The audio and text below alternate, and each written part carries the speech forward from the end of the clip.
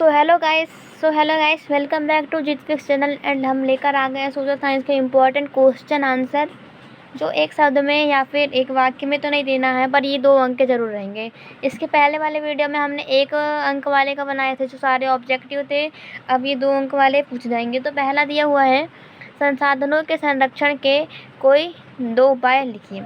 क्या दिया हुआ है? पहला क्वेश्चन दिया हुआ है, संसाधनों के संरक्षण के कोई 2 उपाय लिखिए। तो है, भविष्य में आने वाली पीढ़ियों के लिए संसाधन बचे रहे, विकास के अंधाधुंध दौर से बचा जाए, भूमि निम्नीकरण का कोई 2 कारण लिखिए, वनों का अत्यधिक विनाश, अत्यधिक खनन कार्य होना। थर्ड क्वेश्चन है, भूमि निम्नीकरण के कोई 2 उपाय लिखिए।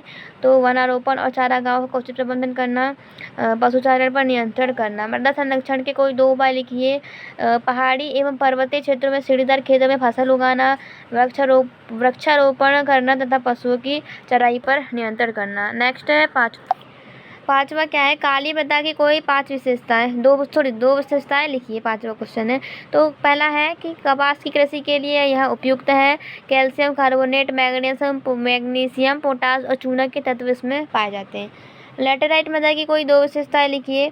यह मृदा अम्लीय प्रकृति की होती है। यह मृदा अधिक तापमान, अधिक वर्षा वाले क्षेत्रों में इसका निर्माण होता है। संसाधनों के अति दोहन से उत्पन्न कोई 2 समस्याएं लिखे। तो ये क्वेश्चन बहुत इंपॉर्टेंट है, जो 2023-24 के पेपर में पूछा गया था क्वार्टरली के। तो फिर इसकी जो समस्याएं हैं, कोई पहली है प्राकृतिक संतुलन की हानि, और दूसरा है संसाधनों के अति दोहन से जल संकट उत्पन्न होता है। 8वां है,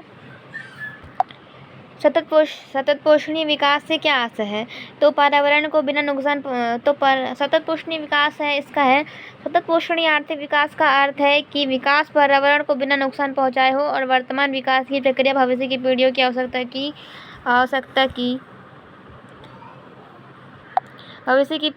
की अवहेलना ना करे। 9 क्वेश्चन है, मृदा अपरदन से क्या तात्पर्य। तो बहते हुए जल, पवन व हिमानी द्वारा मृदा के कटाव और उसके बहाव की प्रक्रिया को मृदा अपरदन कहा जाता है। समोच्च जुताई किसे कहा जाता है। ढाल वाली भूमि पर समोच्च रेखाओं के समानांतर हल चलाने से ढाल के साथ जल बहाव की गति घटती है। क्या होता है? जल बहाव की गति घटती है, इसे समोच्च जुताई कहा जाता है। सो अगला यह है, संसाधन से क्या आशय है। पर्यावरण में उपलब्ध प्रत्येक वस्तु जो हमारी आवश्यकता को पूरा करने में प्रयुक्त की जा सकती है और जिसको बनाने के लिए प्रौद्योगिकी उपलब्ध है, एक संसाधन है। ठीक है।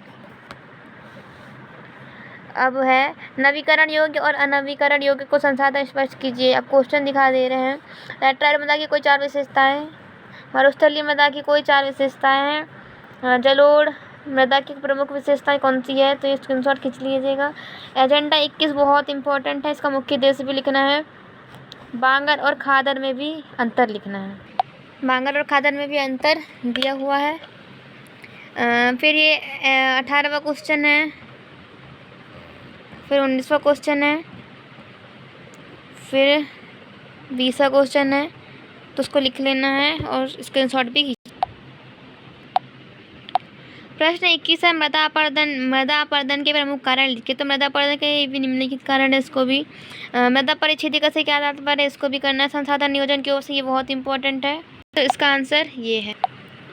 सो गाइस, इस वीडियो के बाद एक और वीडियो लेकर आएंगे, जो रहेगा आपके नेक्स्ट सब्जेक्ट के अंतर्गत। सो मिलते हैं अगले वीडियो में।